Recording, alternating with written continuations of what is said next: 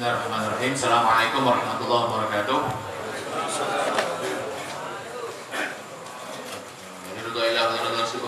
Rasulullah sallallahu alaihi wasallam wa fi salafina sallallahu fi mudarasatihim wa nasrihim bil ilm wa ta'allum wa ta'lim ala dinihi wa kulli salihah wa ila hadrat Nabi Muhammad sallallahu alaihi wa sallam. Al-Fatihah. A'udzu billahi minasyaitonir rajim. Bismillahirrahmanirrahim.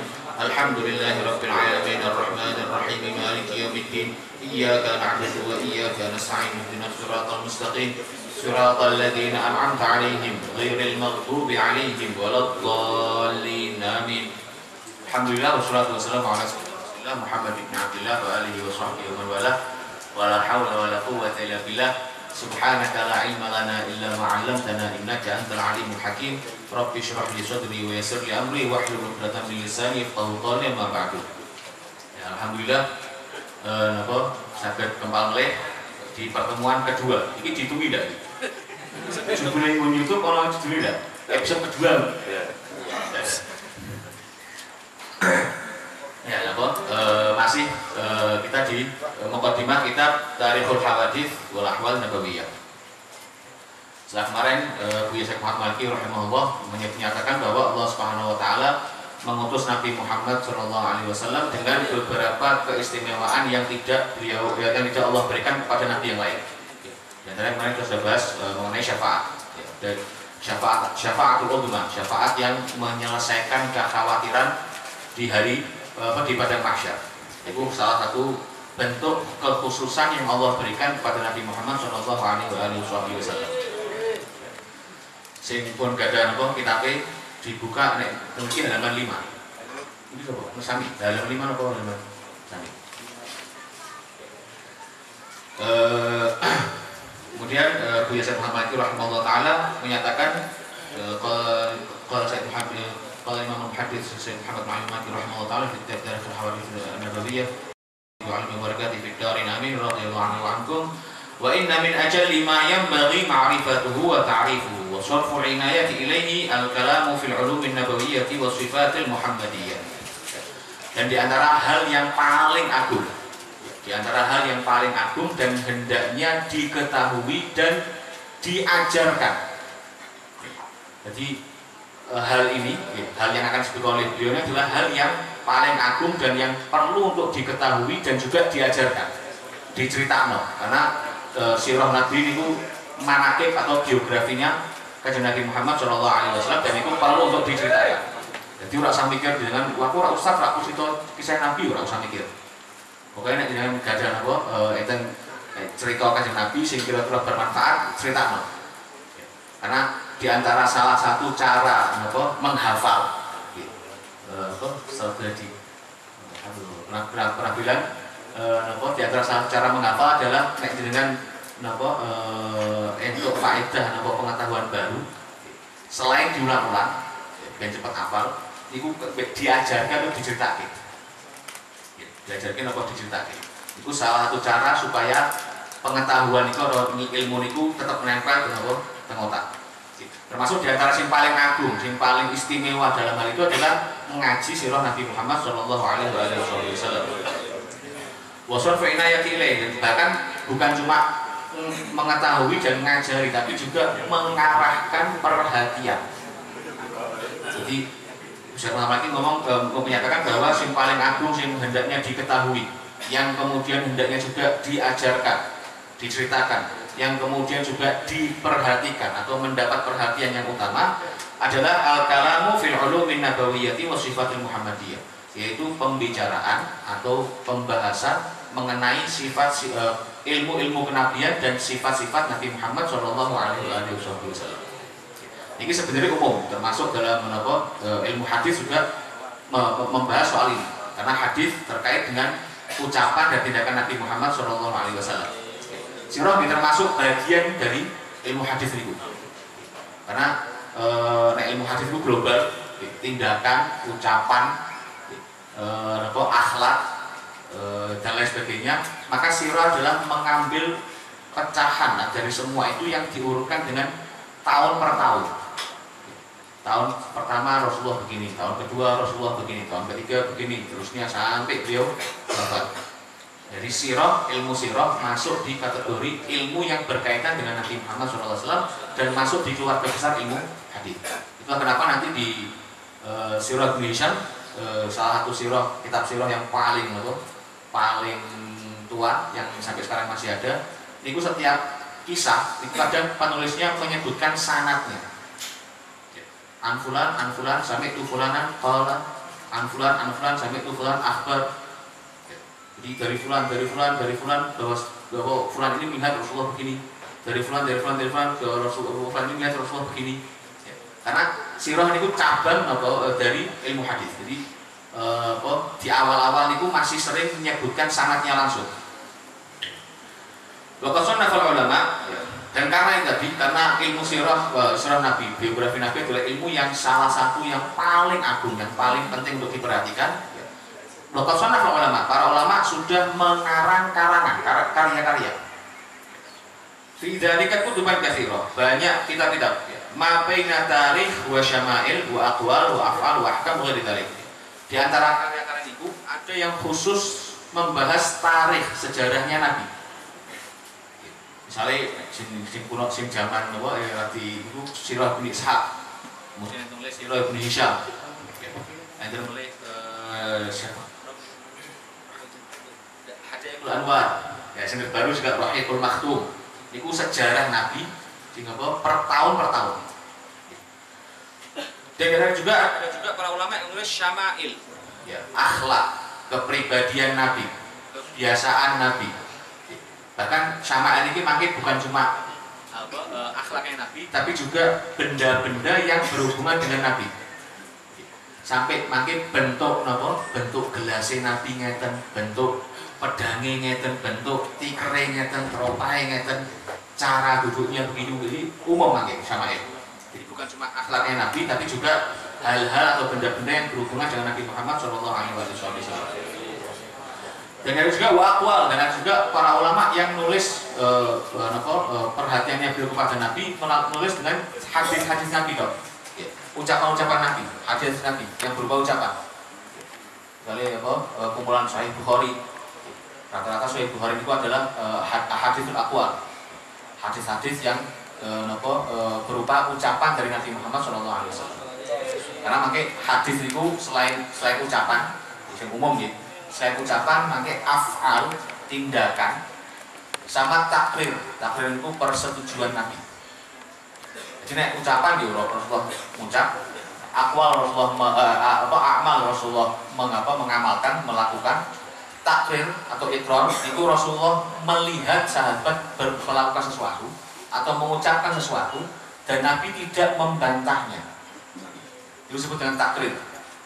Makanya nanti ada kalimat wajib, makanya ada sunnah qauliyah, sunnah fi'liyah, ada sunnah takririyah. Sunnah sing Rasulullah sebenarnya ini bukan Rasulullah yang melakukan, tapi sahabat melakukan dan Rasulullah mengiyakan, tidak menolak. Di antara sunnah takririyah yang paling masyhur, dengan mungkin pernah itu, sholat sunnah ba'diyah wudu.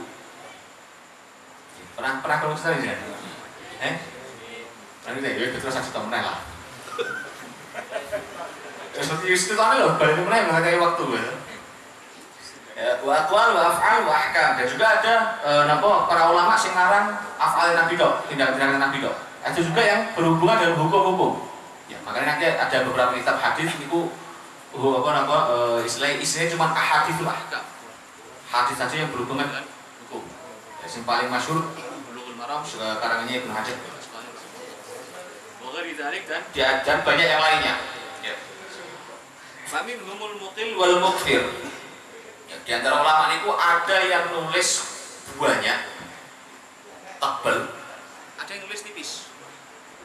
Sesuai kebutuhan.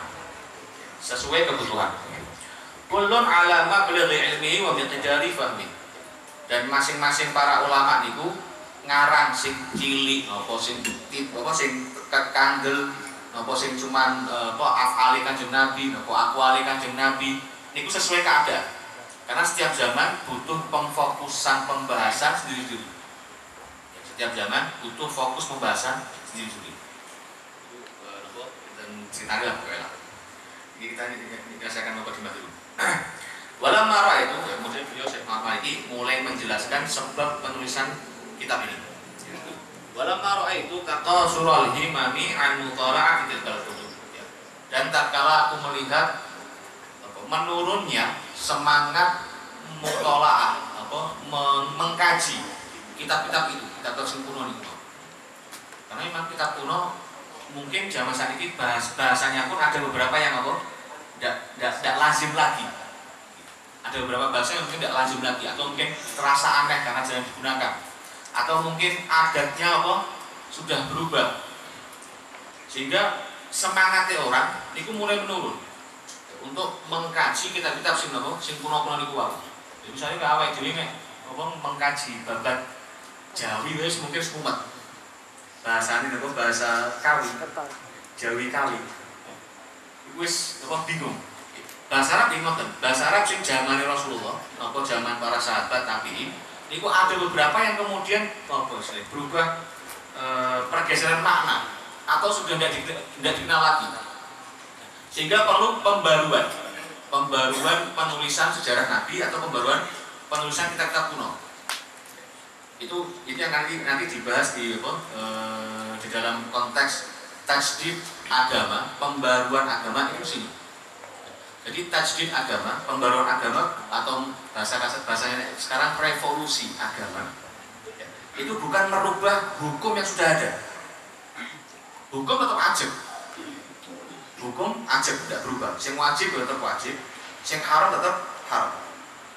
Yang berubah adalah metode penyampaian atau pemfokusan masalah. Itu metode tajdid dalam agama. Yang dimaksud oleh sebuah hadis dari Nabi SAW, Innallaha yab'atsu fi hadhil ummah ala ra'si kulli mi'ah may yujadidu laha dinaha. Atau kama warada Nabi SAW. Nabi ini pernah ngendikan bahwa Allah SWT setiap satu abad akan mengutus atau melahirkan seorang yang memperbarui agama. Tapi pembaruan agama ini bukan menghapus hukum di zaman kuno, tetapi memperbarui metode. Termasuk dalam konteks sirah ini, gimana? Sejarah Nabi ini mungkin ada kata-kata sing wis jarang dipakai, sehingga perlu syarah misalnya. Atau ada kata-kata sing zaman Nabi dipakai untuk begini, sekarang dipakai untuk begitu. Maka perlu juga diganti katanya misalnya. Sehingga hal-hal semacam itu yang kalau tidak direformasi, maka semangat orang untuk mengkaji sejarah Nabi semakin anjlok, semakin hilang. Makanya Abu Syekh Muhammad Maliki ketika melihat mulai menurunnya semangat untuk mengkaji kitab itu, sara'atu ila jam'i mukhtasarin jami'in yastamilu ala qismain. Kemudian aku segera untuk mengumpulkan mukhtasar, sebuah kitab ringkas jami'in, tapi walaupun ringkas sebisa mungkin mencakup segala berbagai macam bahasa yang terbagi di dua bagian utama. Al-qismul awal, bagian pertama, fi dzikri ma yata'allaqu bihi sallallahu alaihi wasallam.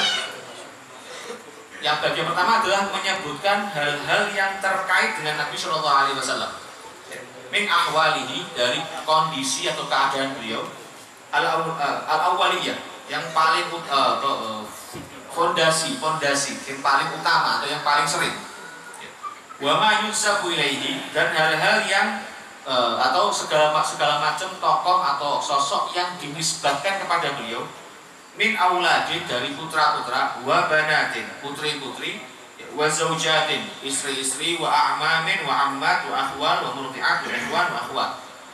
Paklik, bulik, pakdi, bukdi, apa meneh? Dulur sususuan,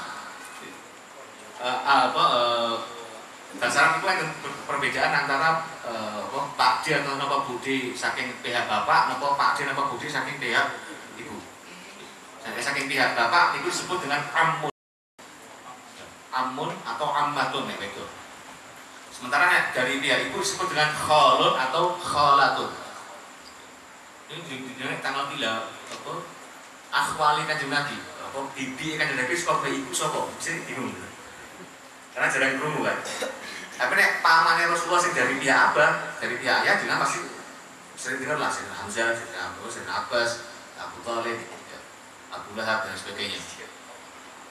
Nah kita ini bagian pertama membahas soal itu, membahas segala macam hal yang berkaitan dengan Nabi, baik orang maupun kondisi beliau. Ya.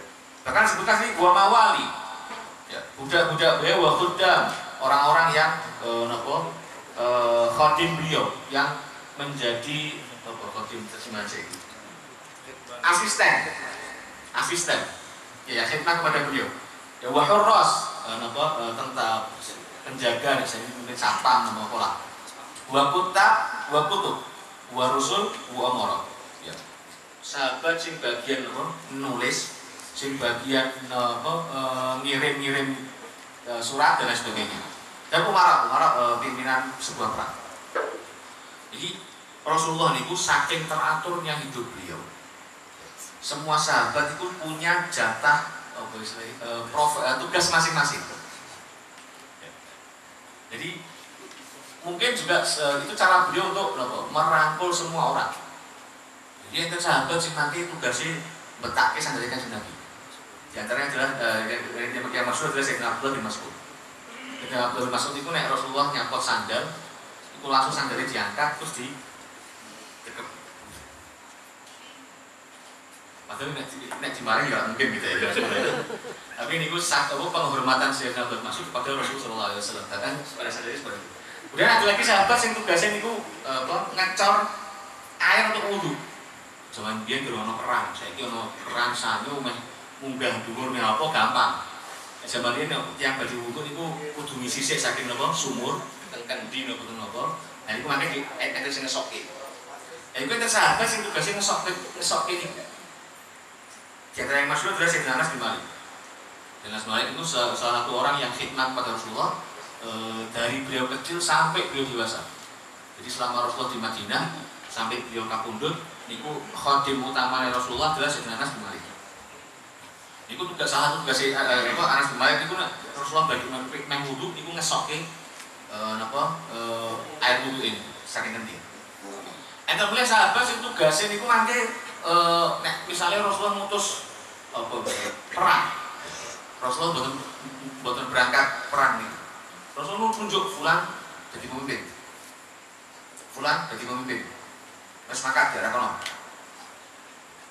Amir, niku mangke disebut amir. Jadi makanya ada peperangan yang Rasulullah itu ikut.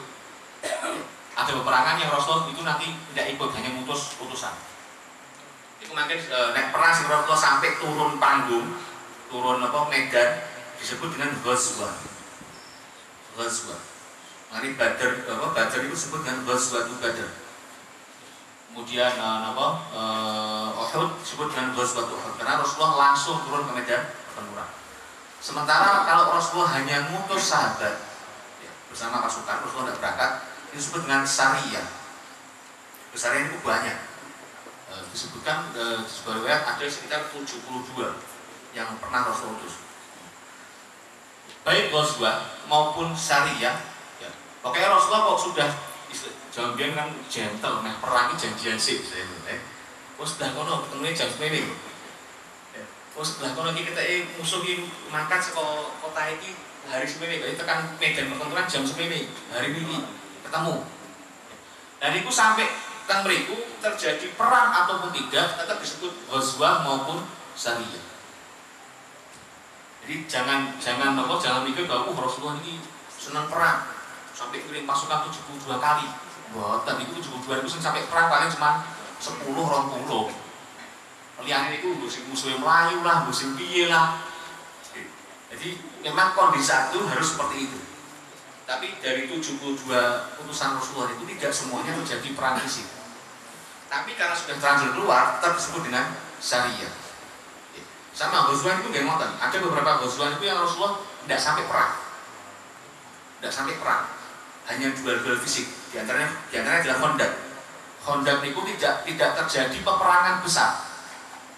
kondang itu terjadi hanya ketika ada beberapa orang dari rombongan Quraisy Mekah yang bisa melompat melewati parit. Itu pun hanya 10 atau berapa orang. Akhirnya Rasulullah pasukan muslim hanya memerangi yang 10 tok ini tadi. Sisanya kocar kacir dengan apa? Dengan angin. Ya, jadi ghazwah ataupun sariyah mau terjadi kontak fisik ataupun tidak tetap disebut dengan ghazwah dan sariyah. Bagian pertama kita akan menyebut hal-hal yang seperti itu. Wa ma yudhafu ilaihi min dawabihi wa silahihi wa libasihi wa mu'jizatihi wa ghairi dzalik. Dan juga bagian pertama juga akan membahas kendaraan beliau, hewan tunggangan beliau, senjata beliau, silahihi wa libasihi, pakaian beliau, wa mu'jizatihi, dan juga beberapa mukjizat beliau sallallahu alaihi wasallam. Jadi kendaraan itu Rasulullah itu gadah napa unta sing nak di pos kayak jeneng iki. Kelodene jenenge iki. Jadi itu ada nama-nama khusus yang mungkin nanti akan disebut di bagian pertama. Kemudian Syekh Muhammad ini menunjukkan al-qismu tsani, bagian kedua dari kitab ini adalah fi talkhisul ahdatsil waqi'ati fi zaman nubuwah. Bagian kedua dari kitab ini akan membahas ringkasan, ya, berusaha untuk meringkas kejadian-kejadian yang terjadi di zaman Nabi.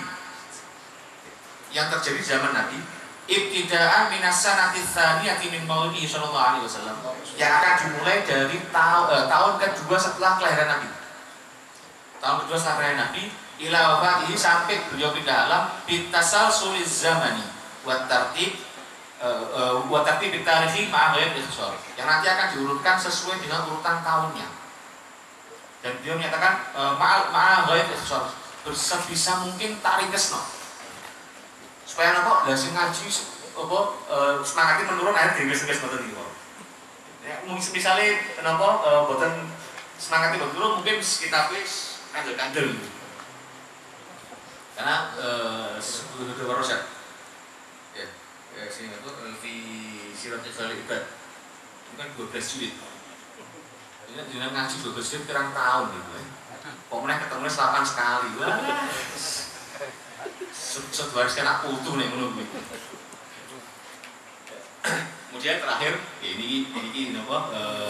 Beliau salah satu tawajuhnya beliau setiap menulis kitab, setelah beliau menjelaskan muqaddimah dari awal, kemudian apa pembagian dan sebagainya, dan beliau tawajuh kepada Allah Subhanahu wa taala. Beliau menyatakan wa as'alullahal karim ar-rahman ar-rahim.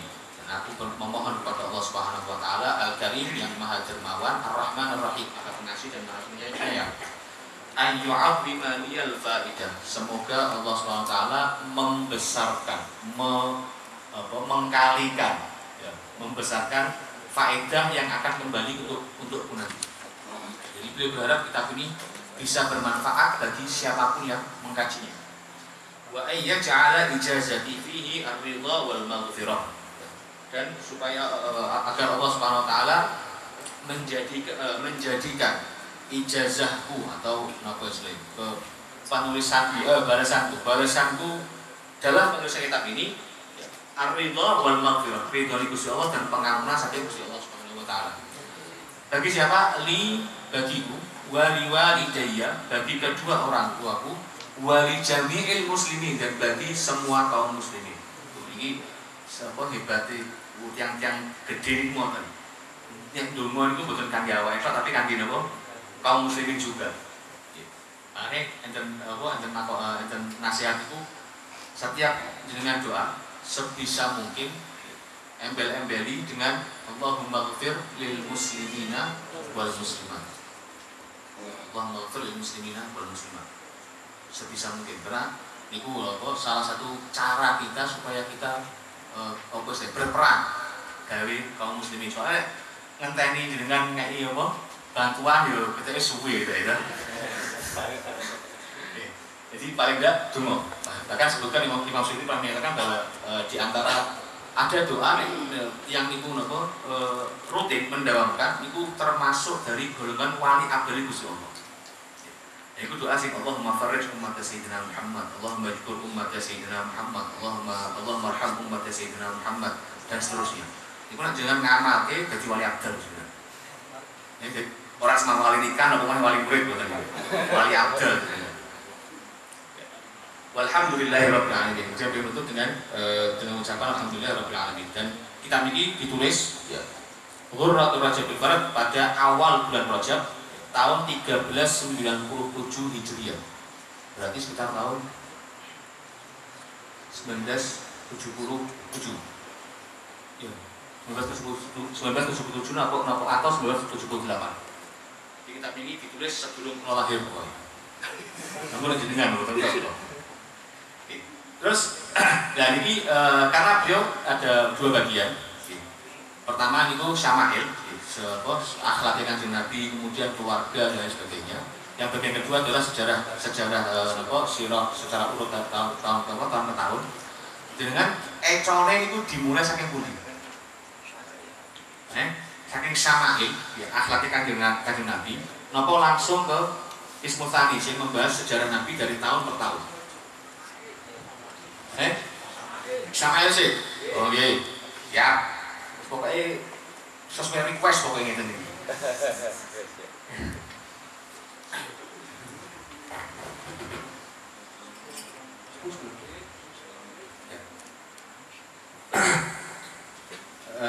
Al-Qismul Awal, Al-Qismul Awal. Dia menyatakan mujazu ahwalin Nabi sallallahu alaihi wasallam wa ma yata'allaqu bi dzati syarifah. Ringkasan keadaan atau kondisi Nabi sallallahu alaihi wasallam dan segala hal yang berhubungan dengan zat beliau. Mimma yusabu ilaih, dari hal-hal yang dinisbatkan kepada beliau.